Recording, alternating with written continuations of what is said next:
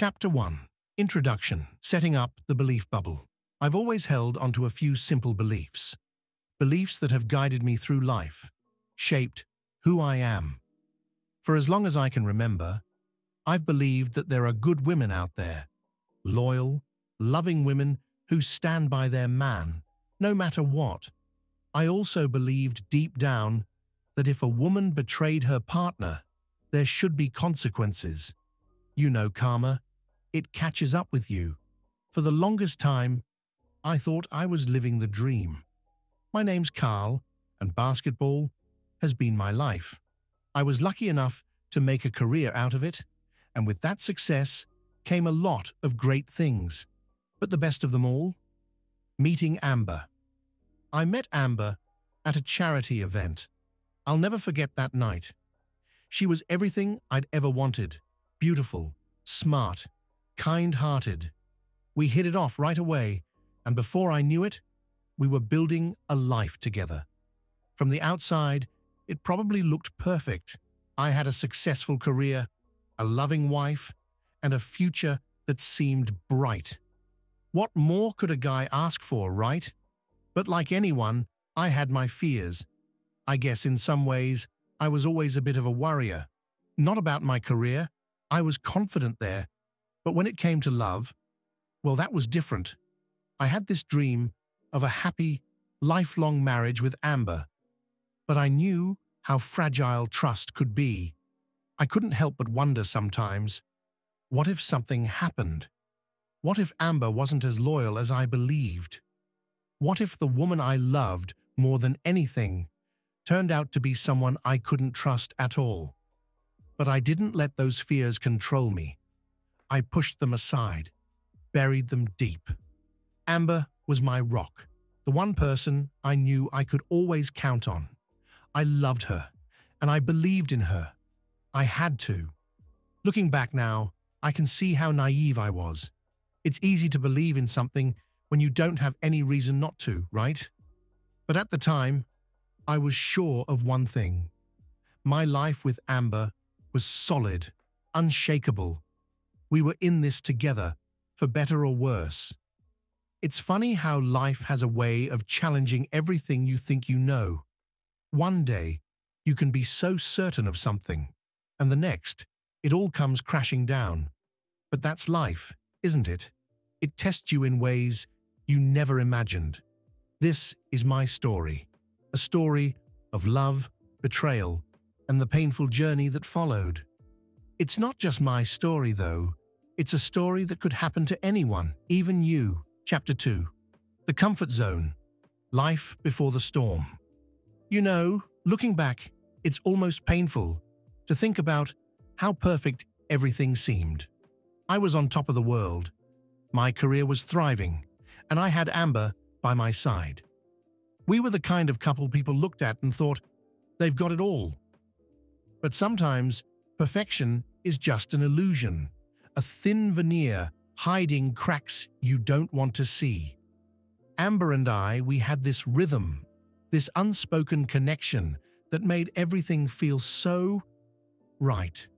Saturday mornings were our thing. Coffee, walks, just us against the world. Those were the moments I lived for, the ones that made all the stress and pressure worth it. She had this laugh. God, that laugh.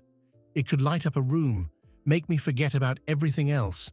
But even then, in those moments, there was a part of me that wondered, is this too good to be true? It's crazy how you can be surrounded by everything you've ever wanted and still feel a shadow of doubt creeping in. I tried to shake it off, but there were these tiny, almost imperceptible signs. The way she'd sometimes pull away when I reached for her hand, or how she'd get lost in thought, staring at her phone with this look I couldn't quite place. I told myself I was imagining things, that I was just being paranoid. After all, Amber was my rock, my everything. But there were nights when I'd lie awake, staring at the ceiling, feeling this knot in my stomach that I couldn't ignore. Something was off, but I was too scared to admit it, too scared to confront the possibility that my perfect life wasn't so perfect after all. I buried those thoughts deep, choosing to believe that we were unbreakable. I had to believe that. We had built a life that anyone would envy. A beautiful home, a great group of friends, plans for the future that seemed as solid as stone. But sometimes, when you're standing on what feels like solid ground, you don't realize that it's already starting to crumble beneath your feet. I ignored the signs because I didn't want to believe that anything could go wrong. I didn't want to believe that Amber, the woman I loved more than anything, could be slipping away from me. The truth is, I got comfortable, too comfortable. I let myself believe that nothing could touch us, that we were invincible. But comfort is dangerous. It blinds you, lulls you into a false sense of security while the storm brews just beyond the horizon. And when that storm finally hits, it hits hard. If I had known what was coming, maybe I would have done things differently. Maybe I would have fought harder to hold on to what we had. Or maybe I would have seen the cracks before they became chasms. But I didn't. I was too wrapped up in the life we had built, too blind to see that the foundation was already starting to crack. And by the time I realized it, it was too late. Chapter 3. The First Crack. A Growing Suspicion. It's funny how you can go from feeling like everything is perfect to suddenly sensing that something isn't quite right. For me, it started with little things, small, almost insignificant moments that I tried to brush off. But the truth is, once that seed of doubt is planted, it's like a crack in the foundation. It starts small, but if you're not careful, it'll spread until the whole thing collapses.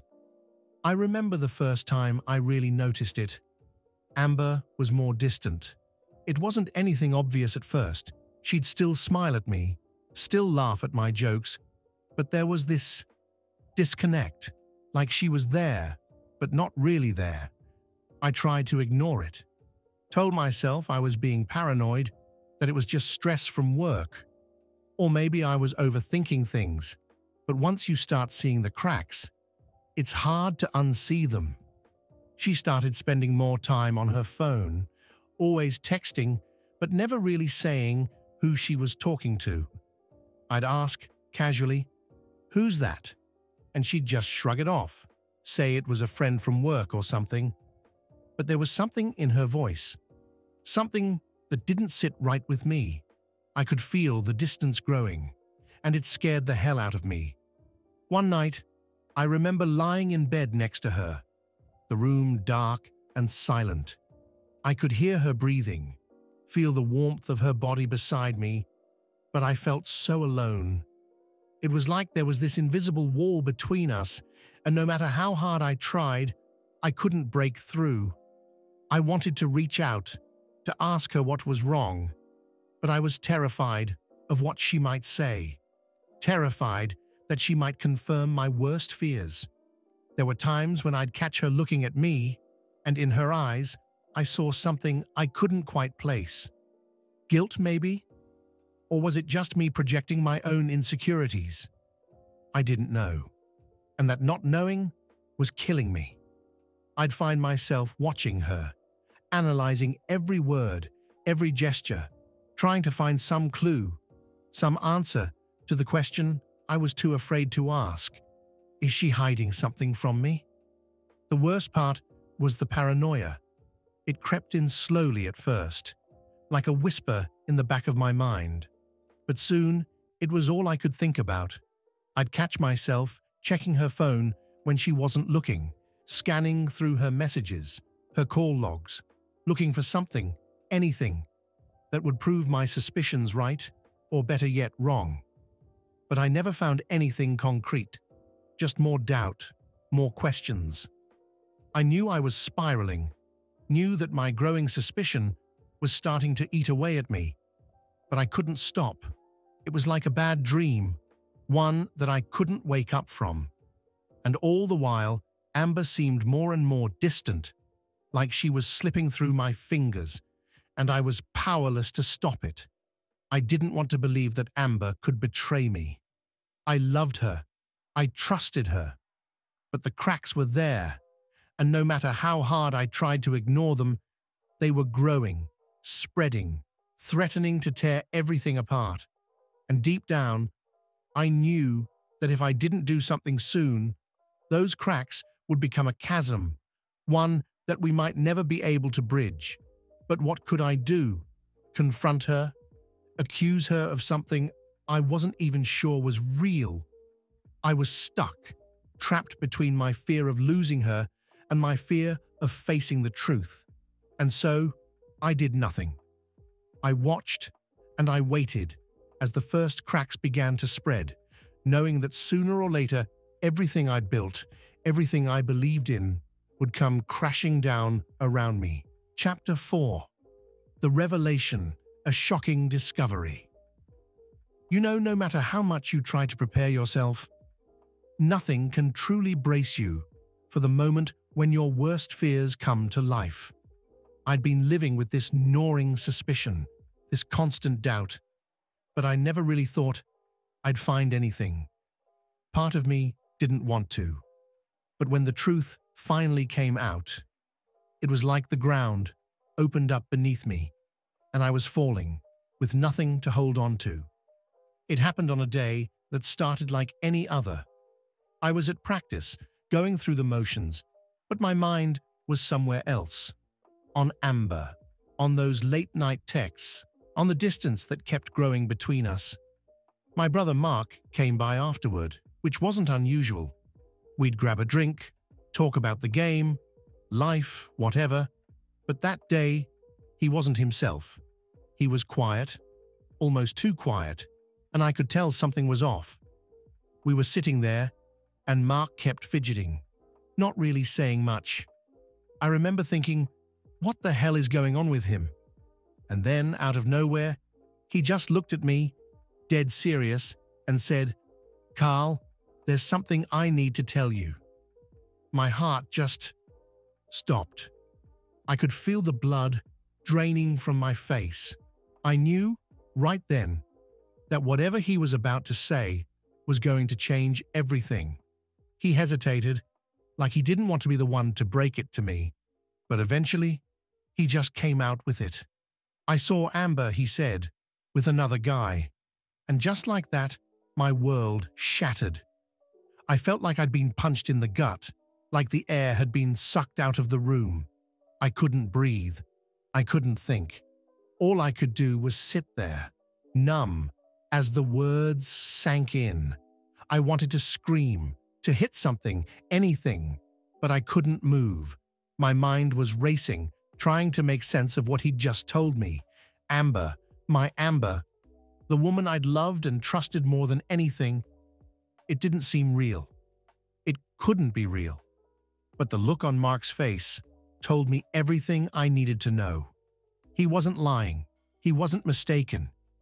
He was telling me the truth I'd been too scared to face. I asked him to tell me everything, every detail. I needed to know, needed to hear it, even though it was the last thing I wanted. He told me he'd seen them together, laughing, touching, like it was the most natural thing in the world. And the worst part? It wasn't just a one-time thing. He'd seen them more than once. And each time, it was the same. Amber, the woman I thought I knew better than anyone, was with someone else, living a life I knew nothing about. I felt like my heart had been ripped out of my chest. How could she do this to me? How could she betray everything we had, everything we'd built together? I wanted to storm out of there, to confront her, to demand answers, but I couldn't move. I was paralyzed, trapped in this nightmare that I couldn't wake up from. I trusted her. I gave her everything, and she threw it all away. In that moment, I felt like the biggest fool in the world. All those doubts, all those suspicions, they weren't just in my head. They were real, and I'd ignored them, convinced myself that we were different, that she would never hurt me. But I was wrong. So wrong. I left the bar without another word. I couldn't stay there, couldn't listen to any more. My mind was spinning, my emotions all over the place.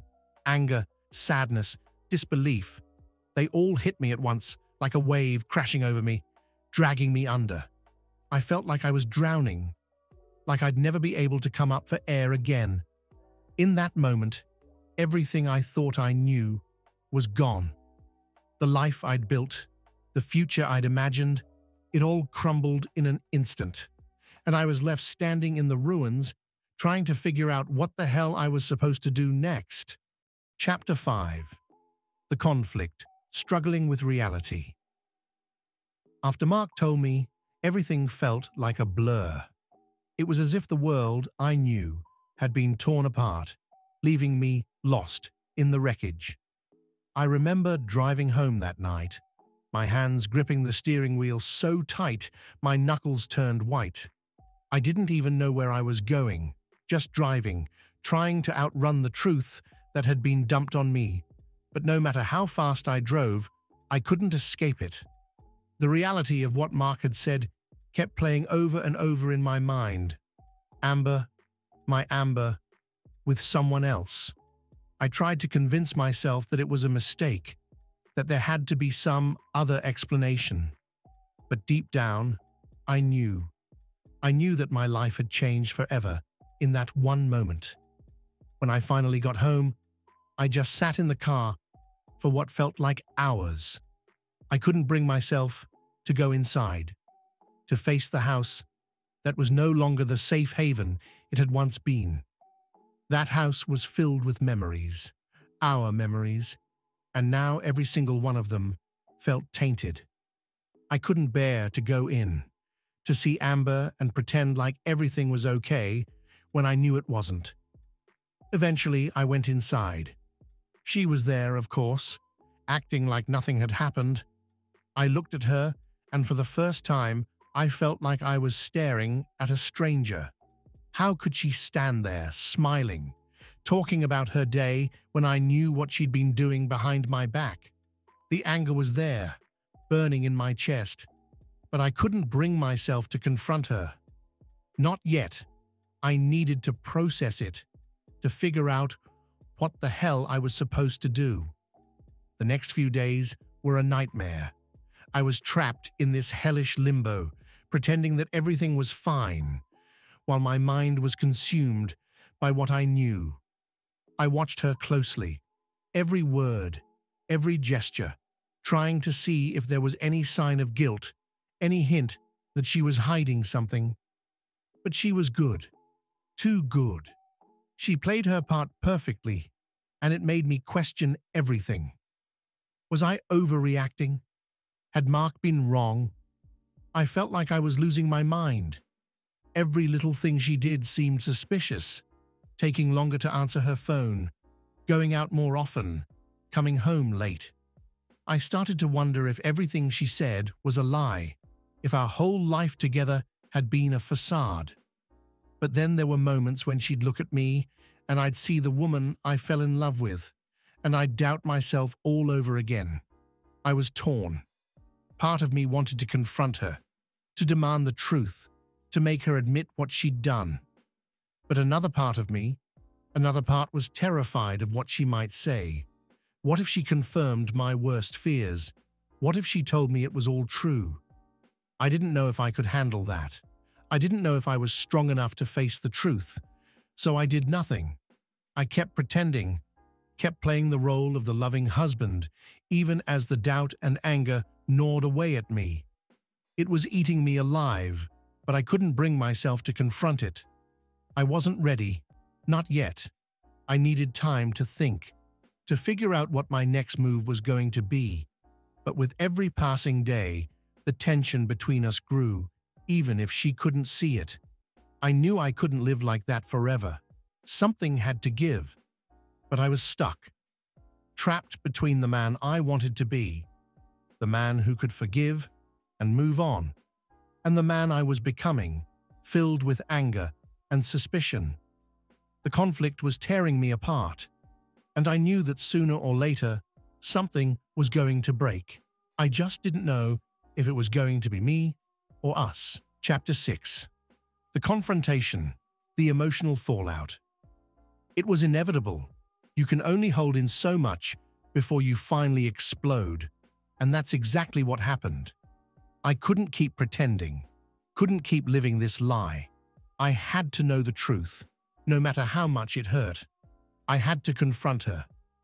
I remember that day so clearly. It was a Saturday. Ironic, really, since those were always our days. But this one felt different. I could feel the tension in the air, thick enough to cut with a knife. Amber was acting like it was just another day, like everything was fine. But it wasn't. Not by a long shot. I couldn't take it anymore. I couldn't sit there, pretending everything was okay when my whole world was falling apart. So I just snapped. "Amber," I said, my voice cold and hard, "we need to talk." She looked up at me, surprised. I could see the confusion in her eyes, but I didn't give her a chance to respond. I laid it all out, the late nights, the phone calls, everything Mark had told me. And then I asked the question that had been haunting me for days. Is it true? For a moment, she just stared at me, her face a mask of shock. And then slowly, I saw it. The guilt, the fear. It was like watching a dam break. She didn't deny it. She didn't even try. She just stood there, tears welling up in her eyes, and whispered, "I'm sorry." Hearing those words, it was like a knife to the heart.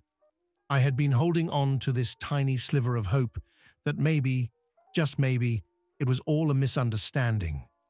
But those two words shattered that hope into a million pieces. I wanted to scream, to cry, to do something, anything, to make the pain stop. But all I could do was stand there, numb, as the reality of her betrayal hit me like a freight train. The anger came next, white-hot and blinding. "How could you?" I shouted, my voice shaking with fury. "How could you do this to us? To me?" She started to cry, trying to explain, but I didn't want to hear it. I didn't want excuses. I wanted to know why. Why had she done it? Wasn't I enough? Wasn't our life enough? But no matter how many questions I asked, none of her answers made sense. Nothing could justify what she'd done.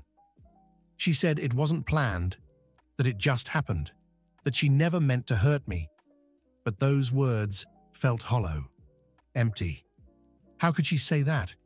How could she act like it was some accident, some mistake, when it had ripped my heart out of my chest? The pain was unbearable, but so was the anger. I felt like I was being torn apart from the inside out. I wanted to forgive her. I wanted to be the bigger person, to find a way to move past it. But every time I looked at her, all I could see was the betrayal.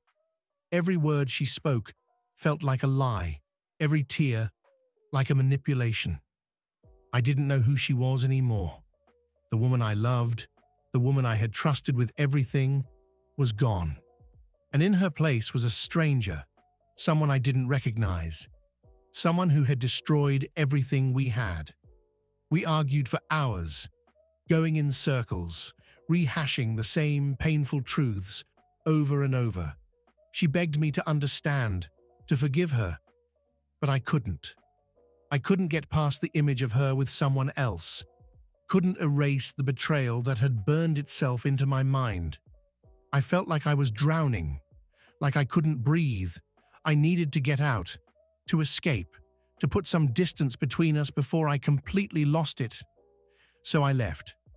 I walked out the door, leaving her there, in that house, in the ruins of what we'd built together. I didn't know where I was going.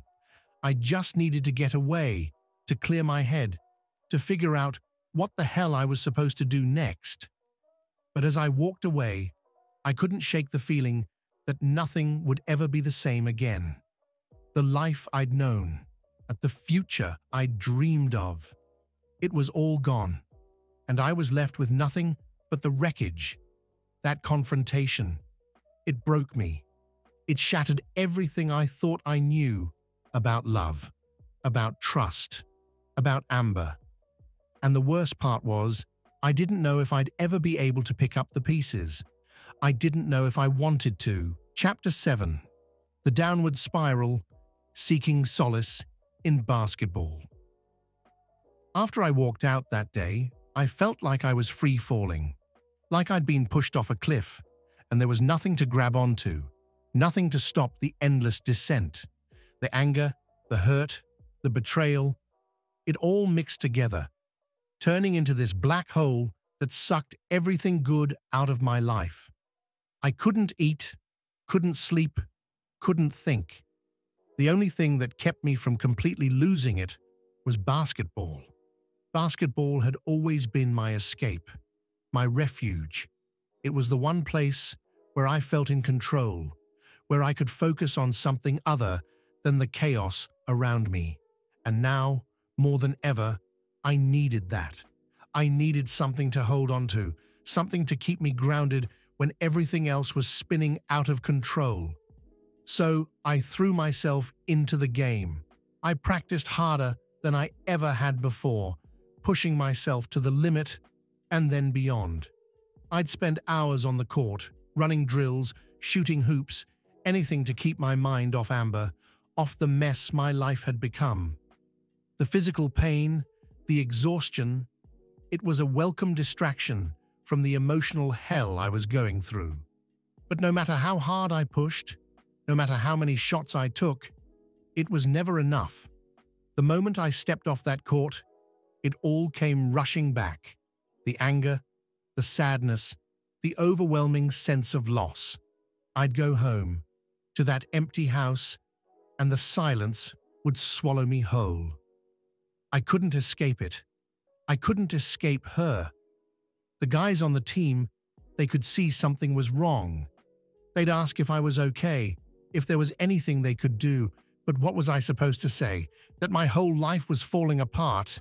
That every time I closed my eyes, all I could see was Amber with someone else? No, I kept it to myself, bottled it up, and let it fester. Because that's what you do, right? You suck it up, you push through, and you keep going.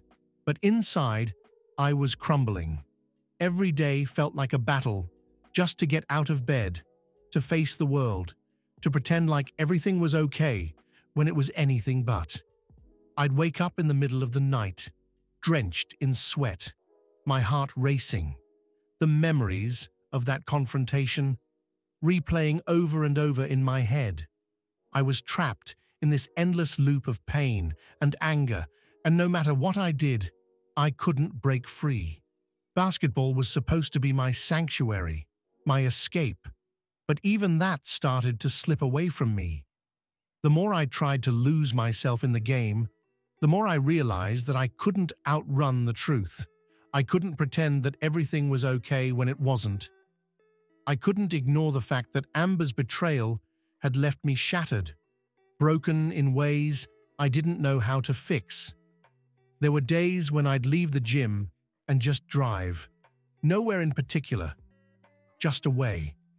Away from the memories, from the pain, from the life I no longer recognized. I was lost, completely and utterly lost, and the one thing that had always grounded me, that had always given me purpose, was no longer enough. Basketball couldn't save me, not this time. I knew I couldn't keep going like this. I knew something had to change, but I didn't know how to fix what was broken. All I knew was that I was falling deeper and deeper into a darkness I wasn't sure I'd ever be able to climb out of. And the worst part? I didn't know if I even wanted to try. Chapter 8. The Turning Point. Seeking Support.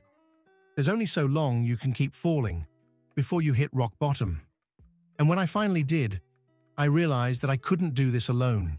I had been trying to shoulder everything on my own. The pain, the anger, the confusion, but it was too much. I was breaking under the weight of it all, and I knew that if I didn't reach out, if I didn't let someone in, I might not make it through. I remember sitting in my car, parked in front of my brother Mark's house. I hadn't called him, hadn't told him I was coming. I just drove there, like a man on autopilot. I hadn't spoken to anyone about what had happened, not really.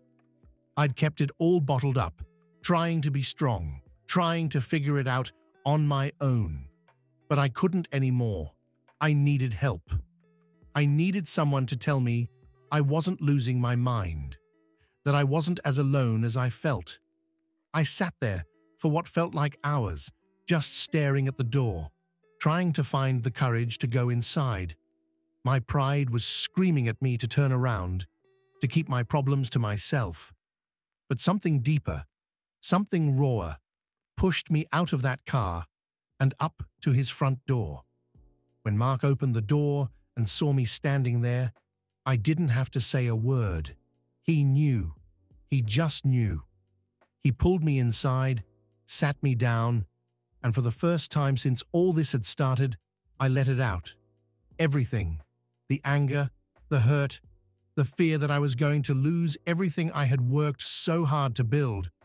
I told him about the nights I couldn't sleep, the days I spent in the gym trying to outrun the pain, the way I felt like I was drowning and couldn't find the surface. And Mark, he just listened. He didn't judge, didn't tell me to man up or get over it.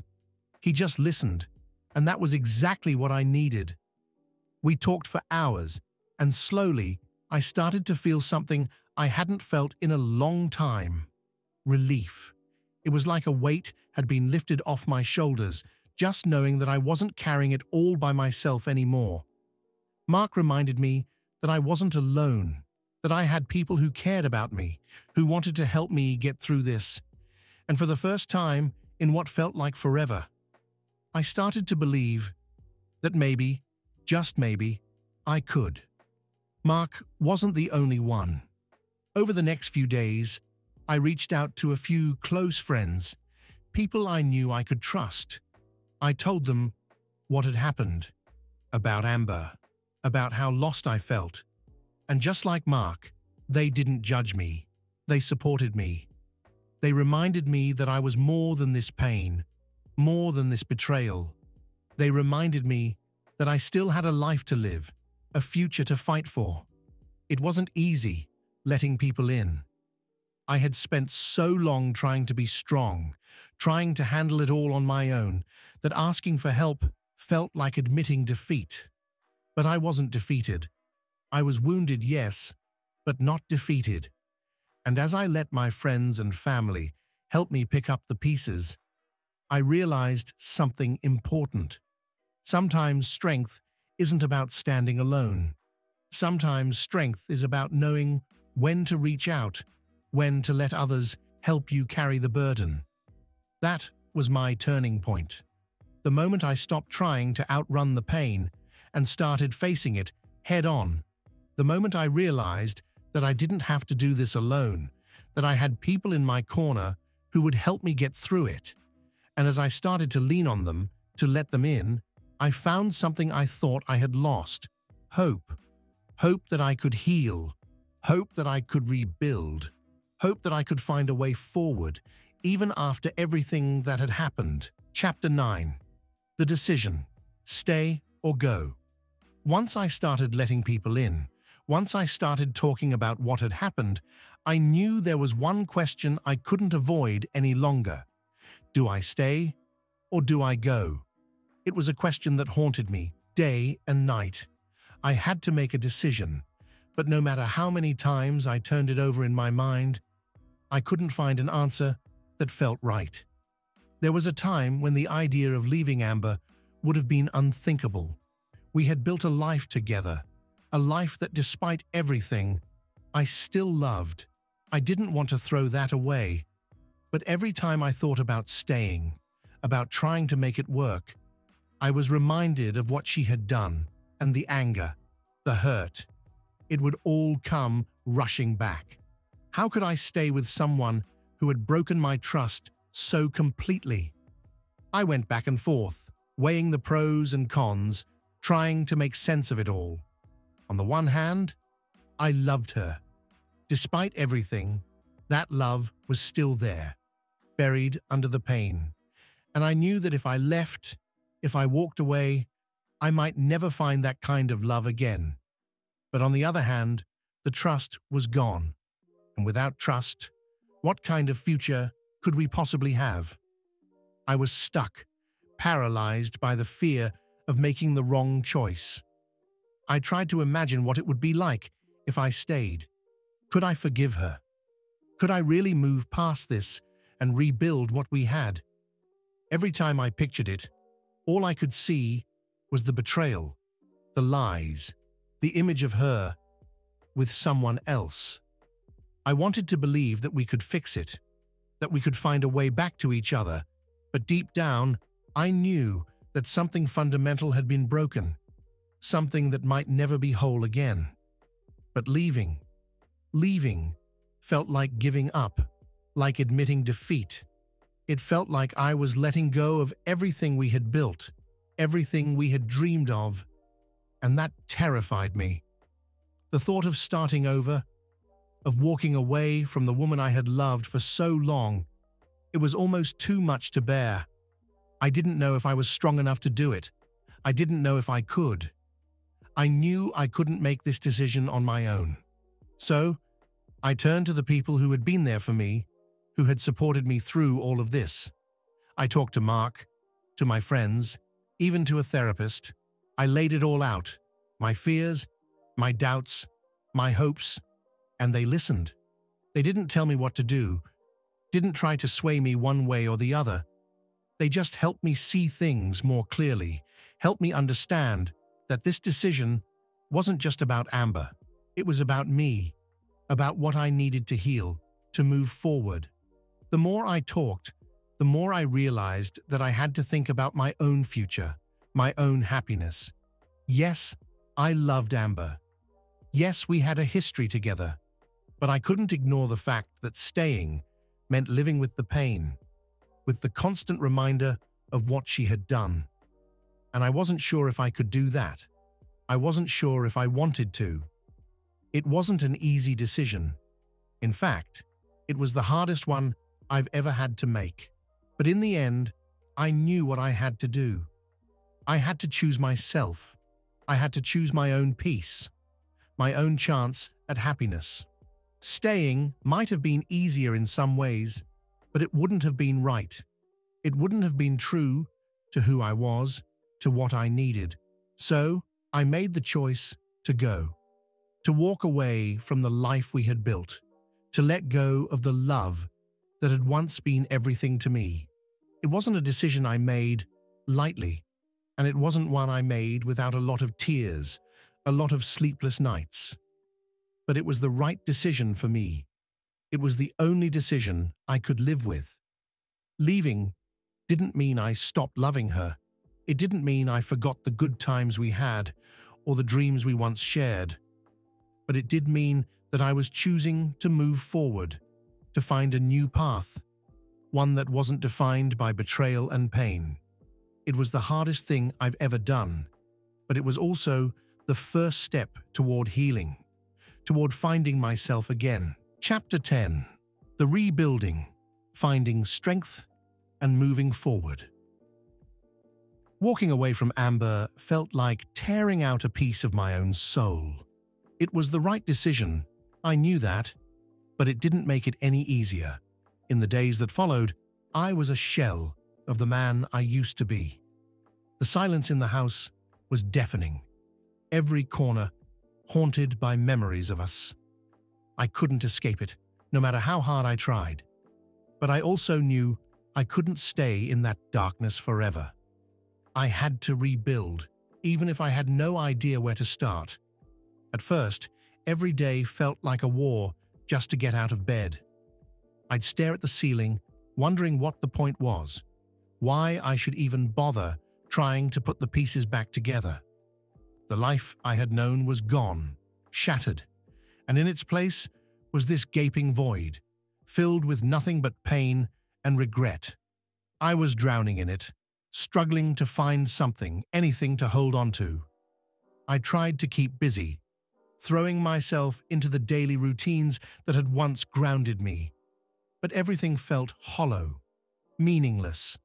Even basketball, the one thing that had always been my refuge, felt tainted, like it had lost its magic. I'd go to the gym, push myself to the brink, but no matter how hard I tried, I couldn't outrun the memories. Every bounce of the ball echoed with the sound of my own heart breaking. There were moments, dark moments, when I thought about giving up, when the pain seemed too much to bear, when I couldn't see a way forward. I'd stand in the shower, letting the water scald my skin, hoping it would wash away the agony inside. But it never did. It only intensified until I couldn't tell where the physical pain ended and the emotional pain began. But something inside me refused to let go. Maybe it was pride, maybe it was stubbornness, but I couldn't let Amber's betrayal be the end of my story. I couldn't let her take everything from me. So I started small, really small. I forced myself out of bed, forced myself to eat, forced myself to keep moving, even when every part of me wanted to curl up and disappear. And little by little, I started to claw my way out of the darkness. Running became my lifeline. It wasn't just about clearing my head, it was about proving to myself that I still had control, that I could still push through the pain. Every mile was a battle, every step a reminder that I was still here, still fighting. And as the miles added up, so did my strength. I wasn't just running from the past, I was running towards something new, something better. But even with the running, even with the small victories, there were days when the weight of it all nearly crushed me. I'd reach out to Mark, to my friends, and they'd listen as I poured out my heart, as I questioned whether I was strong enough to keep going. And every time, they reminded me that I wasn't alone, that I didn't have to carry this burden by myself. Their support, their unwavering belief in me, it was like a lifeline pulling me back from the edge when I felt like I was slipping away. Therapy became my battlefield. It wasn't just about talking, it was about confronting the demons that had taken root in my soul. The guilt, the anger, the overwhelming sense of loss. I laid it all out there, raw and unfiltered. And slowly, painfully, I started to make sense of it. I started to see that the rebuilding process wasn't about erasing the past. It was about integrating it, about finding a way to live with the scars while still moving forward. I won't sugarcoat it. There were times when I didn't think I'd make it, when the darkness seemed too deep to escape. But every time I hit rock bottom, I found a way to pull myself back up. I set goals, not just to survive, but to thrive. I threw myself into my career with a renewed focus, determined to prove that I was more than the man who had been broken by betrayal. I started saying yes to things I would have shied away from before, pushing myself out of my comfort zone, forcing myself to grow. Forgiveness, that was the hardest part. Not just forgiving Amber, but forgiving myself. Forgiving myself for not seeing the signs, for letting myself get lost in the relationship, for all the ways I felt I had failed. It took time. God, it took time. But eventually, I realized that holding on to that anger was only hurting me. And when I finally let it go, when I finally forgave, it felt like a 1,000-pound weight had been lifted off my shoulders. I was free. Free to rebuild, free to move forward, free to find out who I was without the shadow of the past hanging over me. Recovering from such a betrayal is like learning to walk again after a terrible accident. You'll never be the same again, but that doesn't mean you're weaker. In fact, you may just discover that you are stronger than you ever imagined. And now, standing here, I know that I'm not just surviving, I'm living. And this is, first of all, a victory that I never expected. Chapter 11. A New Beginning. Meeting someone new. After everything I'd been through, the idea of opening my heart again felt like stepping into a minefield. I was stronger, sure. I had rebuilt my life, found my footing, but the scars were still there, raw and jagged. Trusting someone again, it seemed impossible, but life has a funny way of surprising you when you least expect it. I wasn't looking for anything. In fact, I was pretty determined to keep it that way. I was focused on myself, on my career, on rebuilding the life I had lost. Love, that was the last thing on my mind. But then I met Jennifer, and everything changed. It was one of those random moments that you never see coming. I was at a cafe, just grabbing a quick coffee before a meeting, when she walked in. Jennifer. I'd never seen her before, but there was something about her, something that caught my attention right away. She had this energy, this warmth that drew me in, even from across the room. And before I knew it, we were talking. Just small talk, nothing serious, but it felt easy, natural, like I'd known her for years. I wasn't ready to admit it at the time, but there was something about Jennifer that felt different. She wasn't trying to impress me, wasn't putting on any kind of front. She was just herself, genuine, kind, with this quiet strength that reminded me of who I used to be before everything fell apart.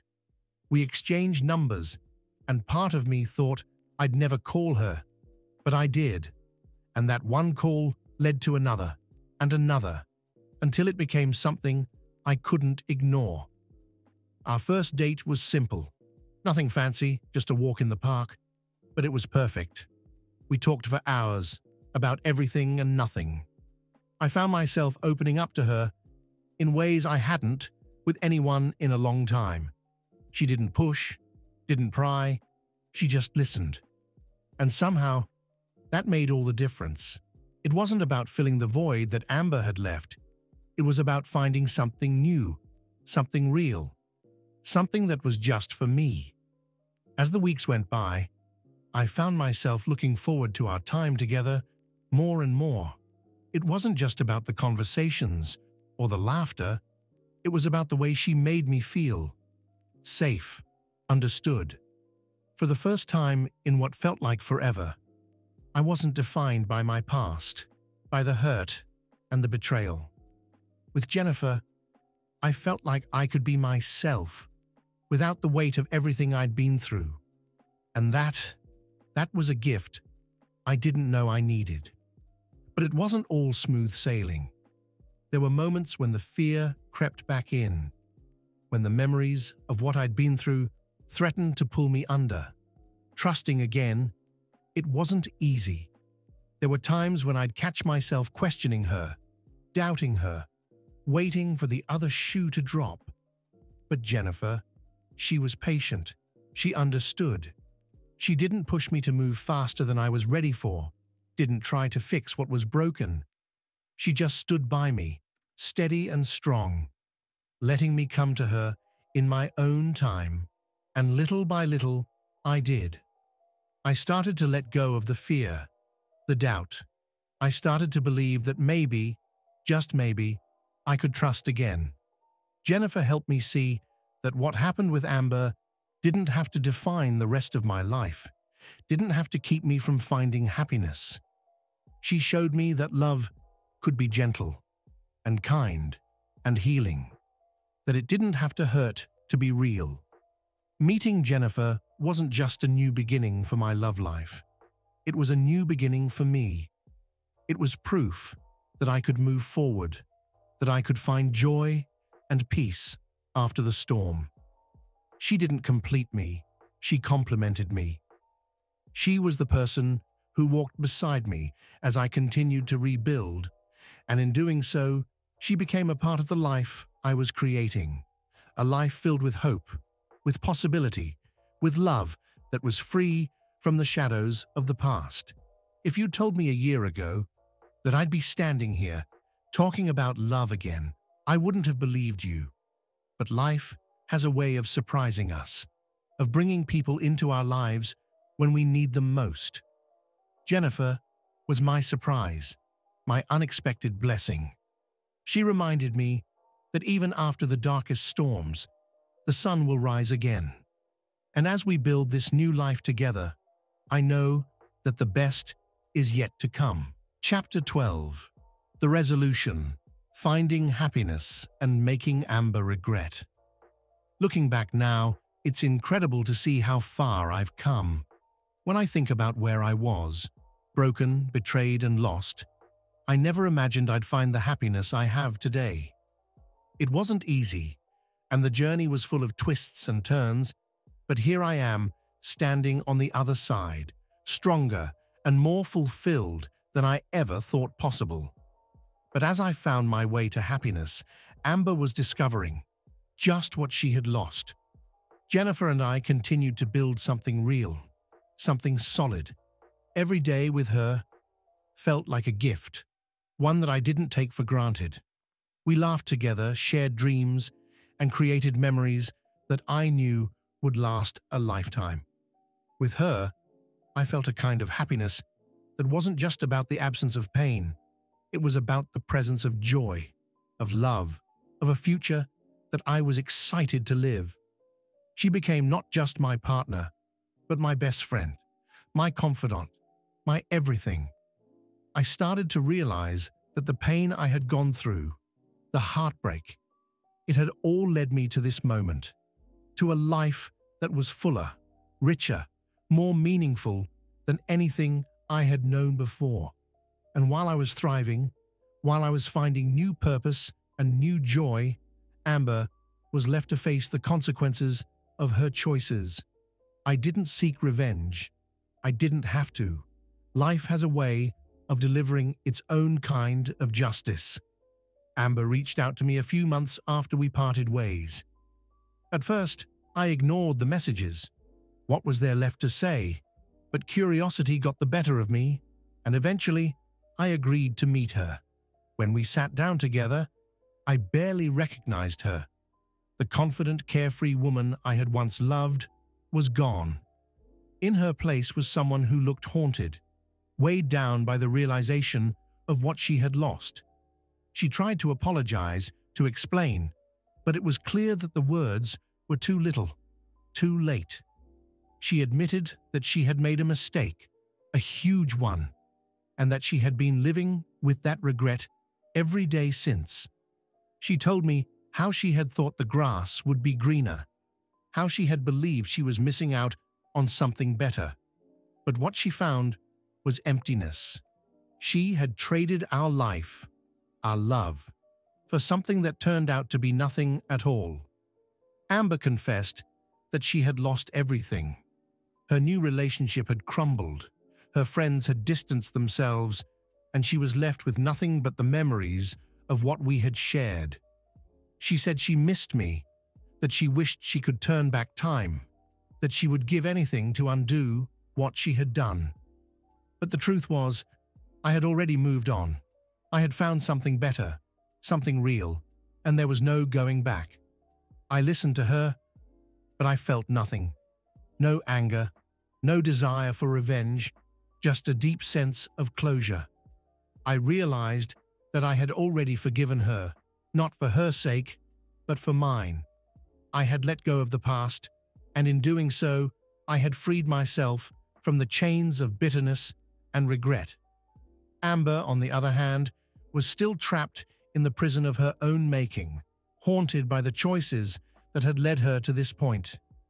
As I walked away from that meeting, I felt a profound sense of peace. I knew that I had made the right decisions, not just in leaving Amber, but in choosing to rebuild my life, to open my heart again, to find love with Jennifer.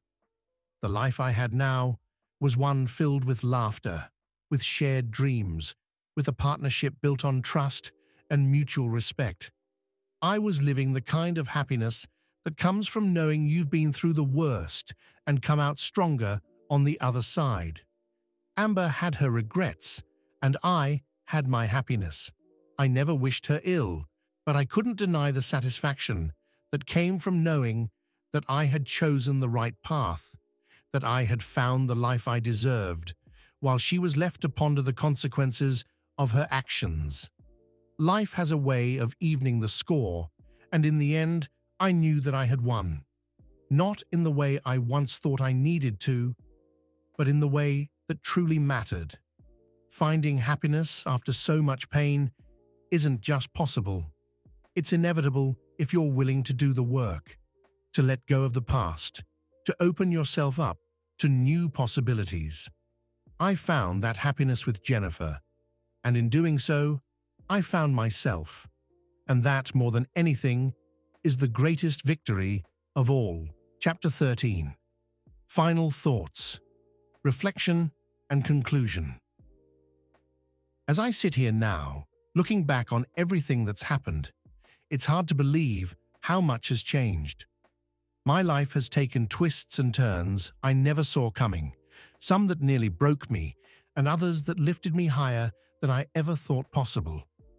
But through it all, one thing has remained true: the strength to keep moving forward, even when the road ahead is uncertain. When I think about where I started, so sure of my beliefs, so certain of what my life was supposed to be, it's almost laughable. Life has a way of challenging everything you think you know, forcing you to face truths you'd rather avoid. I was betrayed by the person I trusted most, and for a while, I thought that betrayal would define me. But it didn't. It shaped me, yes, but it didn't break me. I learned that healing isn't about forgetting the past.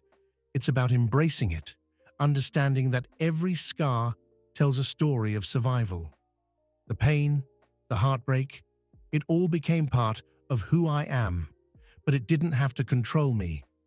I chose to rebuild, to find love again, to create a new life that wasn't defined by the mistakes of the past, but by the possibilities of the future.